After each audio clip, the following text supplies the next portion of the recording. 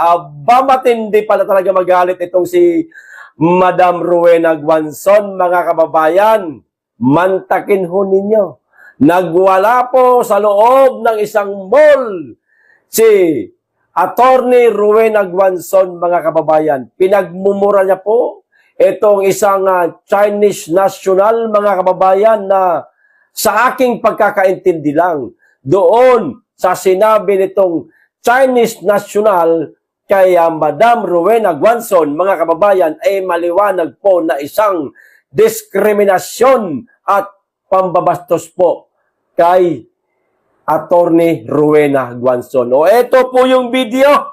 Panoorin po natin, mga kababayan, ang mga kaganapan sa loob ng mall, kung di ako nagkakamali, kagabi yata ito, kahapon. No? At ang pahayag niya ngayong umaga, bakit nangyaring nagwala siya sa loob ng mall at pinagmumura nga itong isang Chinese national. O eto ho, basahin ko po muna itong nasa balita. Grabe, bungad na bungad, mura ka agad yung nakita. Atapang atao talaga itong ating tsahin, mga kababayan. Ano? O eto, sabi niya, PI mo! Naku po, eto na nga ba sinasabi ko, huwag niyong ginagalit yung, yung maituturing na Miriam Defensor 2.0. At kung ayaw niyo maligo kayo ng mura, ayan, hindi ka nga naka-Rolex. Oh, hindi ka nga naka-Gucci. Oh, di ba? Yari. Oh, bago kayo mambastos at mang-discriminate sa isang Attorney Rowena Guanzon, kinakailangan naka-Rolex kayo at naka-Gucci kayo para hindi kayo napapahiya, ha? Okay? Nagigets nyo na sa mga nagnanais pang bastusin itong si Madam Rowena Guanzon, mag-Rolex kayo, magsuot kayo ng Gucci, para hindi niya na maulit itong sinasabi niya. Oh, nagwala si dating Commission on Election Commissioner Rowena Guanzon sa isang mall, mga kababayan. Sa video, makikitang tinatalakan ni Guanzon ang isang lalaki. Hindi pa man tukoy ang pinag-ugatan ng naturang pagwawala ni Guanzon. Ang sabi po dito, hindi pa daw po tukoy, mga kababayan, ang pinag-ugatan, pero tukoy na po natin kasi naghanap po tayo na kung ano ba talaga ang dahilan. Kaya nga ipapanood ko po sa inyo yung video, dalawa. Okay? Bukas ang Abante News Online sa panig ni Guanzon at ng lalaki sa video na kasagutan nito. O eto na po yung video, panoorin na po natin ang ganap, ang kaguluhan, mga kababayan, sa loob ng isang mall. No, get ready now. I want you to apologize to me. Here. If you are sick, madam, if you are sick, you don't go out to the mall. Why are you here when you are sick?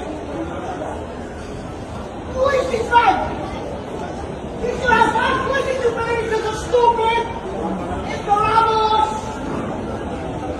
Mga pobre! Utang ina mo! Hindi ka nga naka-Rolex! Hindi ka nga naka-Gucci! Ako ba pinili mo? No, I want your name! Get his name! Get his name! I want your name! Wala pong mag-video ko, wala pong mag-video. O ayan na, mga kababayan, kinuha na ang pangalan.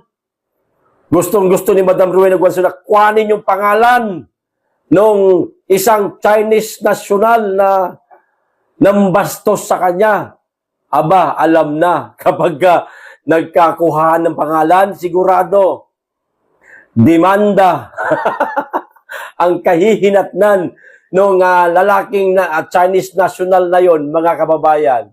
Kaya, payo namin sa inyo, kayong mga nagnanais na patumbahin, banatan, bastusin, i-discriminate ang isang Rowena Guanzon, aba, mag-isip-isip muna kayo.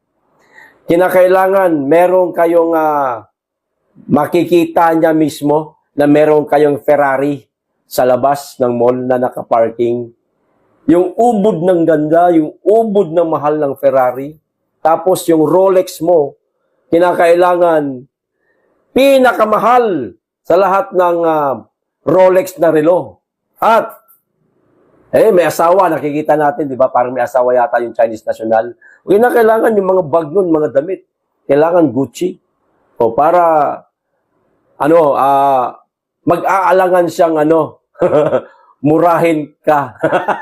Katulad nung pagmura niya dito sa isang lalaki na, PI mo! PI mo pala, sir, eh. Sumikat ka tuloy bigla sa Facebook, sir. Nagkamali ka ng binangga mo. Pero, eto na po, mga kababayan, ang isa pang video. No? Panoorin din po natin etong pinakabagong pahayag ngayon ni Madam Rowena Guanzon. No? Eto na ho. Good morning. Thank you sa mga nag-alala sa akin. At nag-video lang ako ngayon, kahit short lang ito, just to assure you that I'm okay. Mataas ang blood pressure ko kagabi, pero it stabilized naman. And alam nyo naman ako, hindi naman ako nagagalit kung hindi talagang sukdulan yung injustice or mali, di ba? Si BBM nga, di ba? Tumayo ako doon sa cathedral. Talagang speech ako doon na halos walang pahinga na.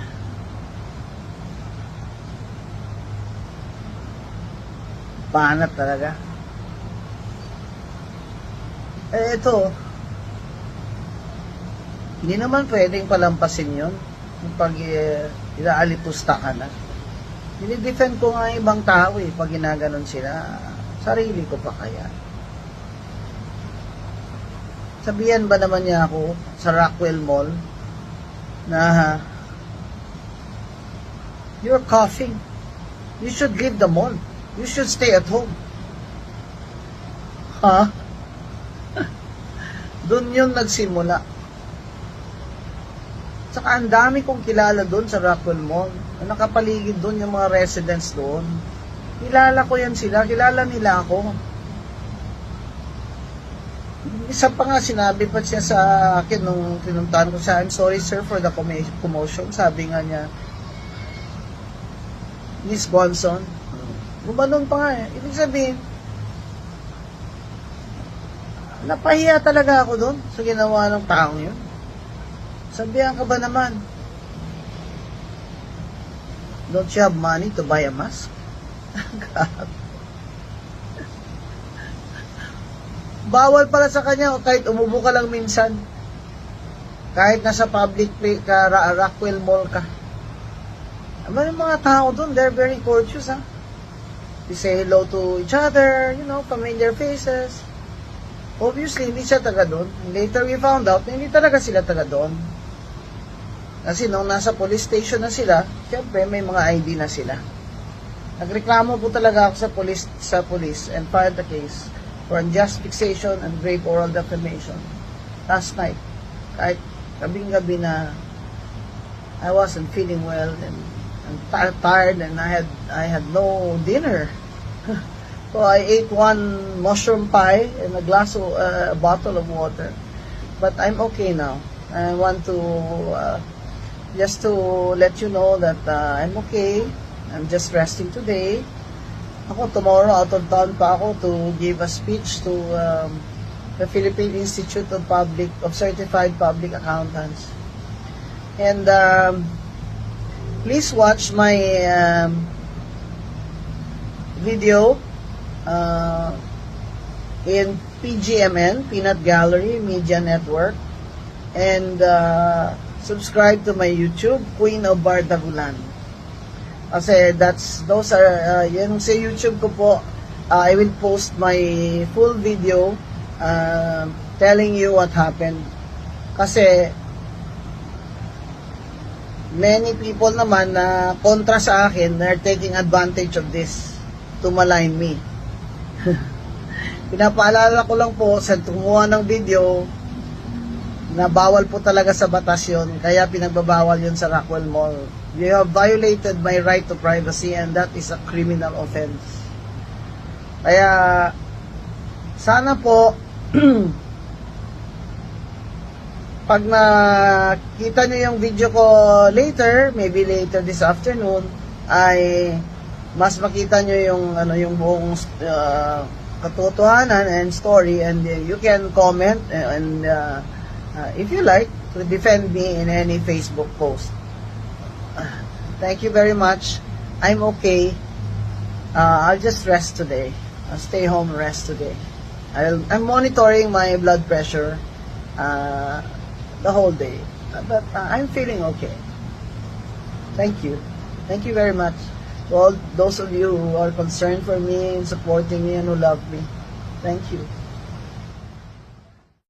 So ayun pala ang dahilan, mga kababayan. Dahil lang naubo di umano itong si Attorney Rowena Guanzon. Nabasa ko naman po, mga kababayan, sa tawag nito, sa post ni Madam Cathy Binag na di umano kaya naubo itong si Rowena Guanzon. Wala talaga siyang ubo. Hindi siya nilalagnat, no?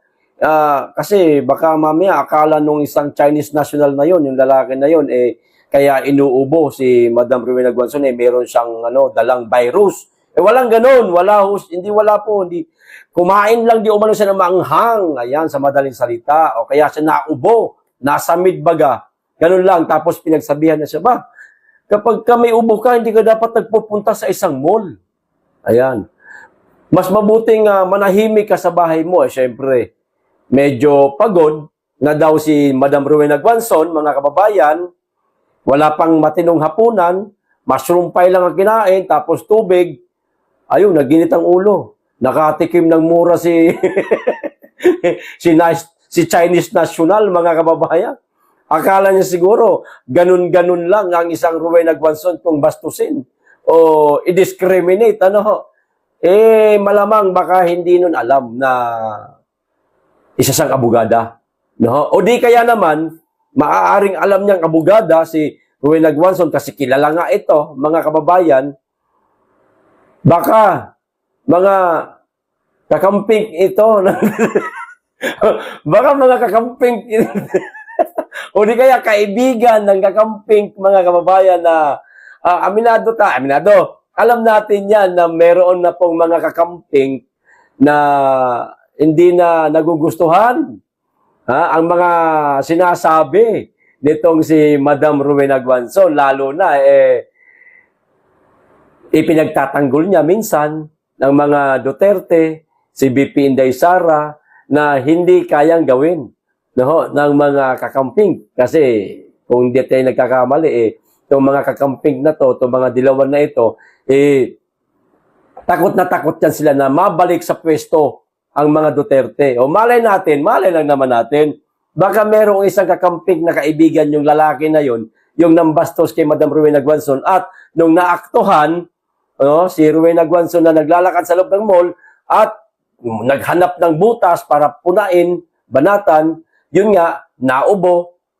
Kaso, siya pa ang kulang-kulang na lang sampalin